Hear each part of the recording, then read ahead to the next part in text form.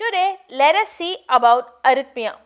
Before going into the topic, let us revise our basics which we already know. The heart has four chambers: the right atrium, left ventricle and left ventricle, where the right side carries deoxidized blood and left side carries oxidized blood. The blood is pumped from the atrium to the ventricle and ventricle to the vessels.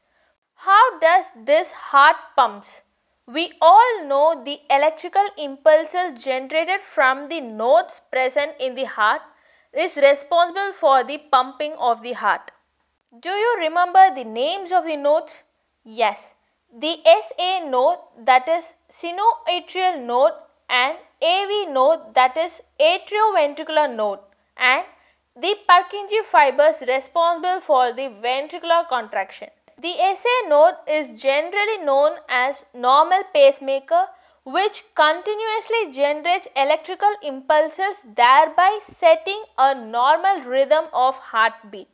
And the AV node acts as an electrical gatekeeper between the atrium and the ventricles and introduces a delay between the atrial and ventricular excitation, where this delay is responsible for the efficient ventricular filling of blood.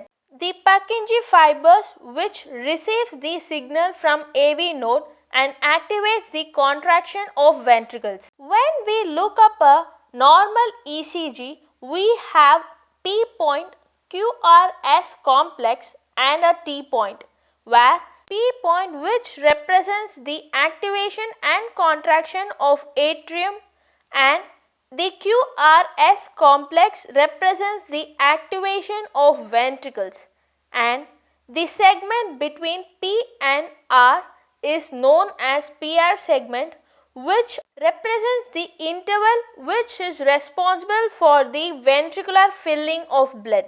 When there is a slowdown of heartbeat, it is known as bradycardia, and when there is a rise in heartbeat, it is known as tachycardia.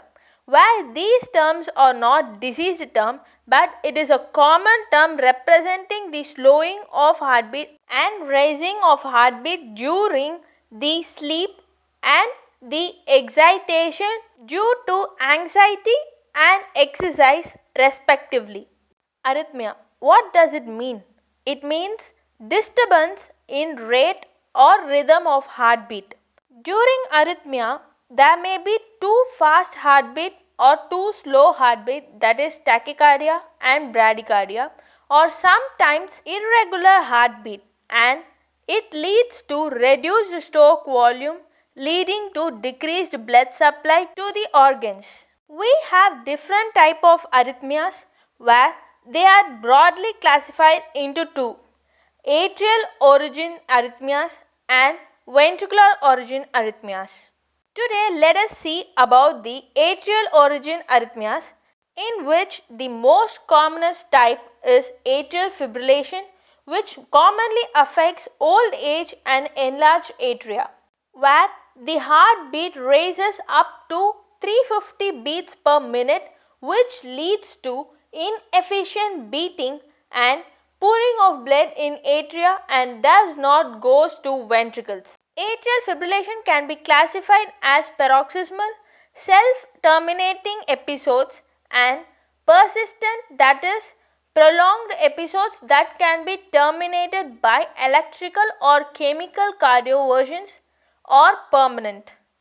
The most common causes of atrial fibrillation are hypertension, hyperthyroidism, alcohol, coronary artery disease, cardiomyopathy, congenital heart disease, chest infection, pulmonary embolism, and pericardial diseases.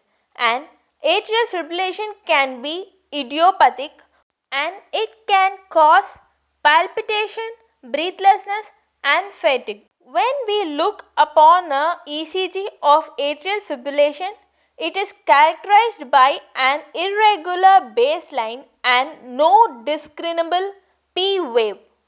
Atrial fibrillation can be managed normally by beta blockers, but in particular for preventing blood clots, blood thinners are prescribed, that is aspirin, and rate control by beta blockers and calcium channel blockers, and the rhythm control by propafenone and amiodarone.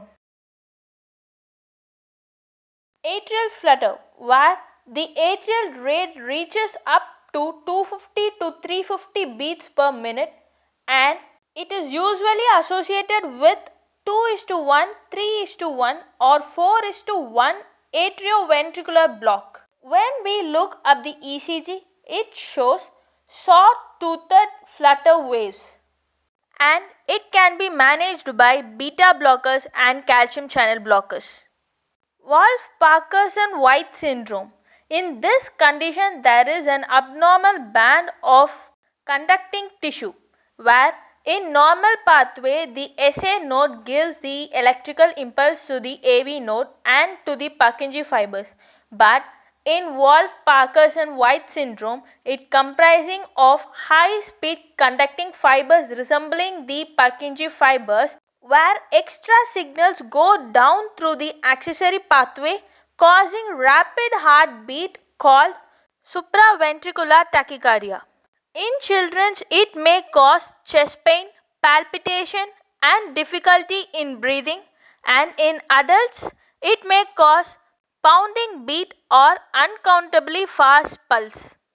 It can be managed by catheter ablation, and in emergency cases it can be treated with direct current cardioversion, and the antiarrhythmic drugs are commonly prescribed.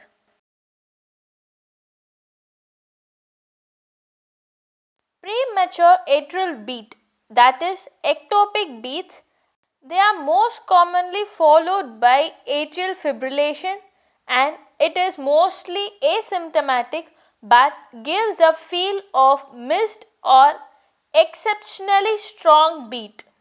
When we look up the ECG, it is normal but premature QRS complex is seen, where the interval between the P and R is reduced, leading to reduced filling of blood in the ventricles.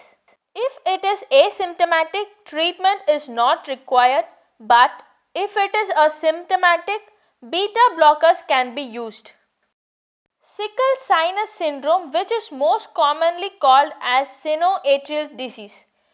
This disease can occur at any age but is most commonly in the old age, and the pathology is not understood but may involve fibrosis, degenerative changes, and or ischemia of sinoatrial nodes.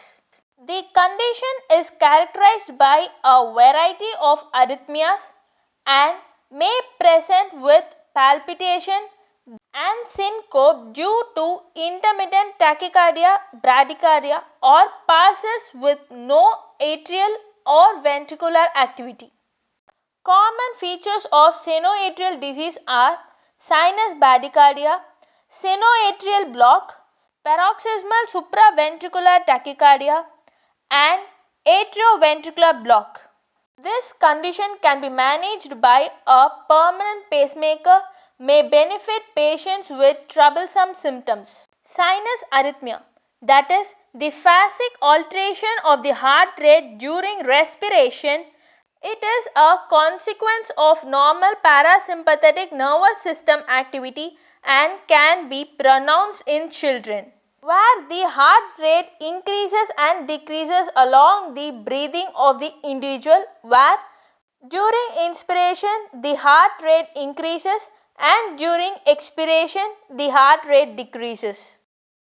Sinus tachycardia, which is defined as a sinus rate of more than 100 beats per minute and is usually due to an increase in sympathetic activity associated with exercise, emotion, pregnancy, or pathology.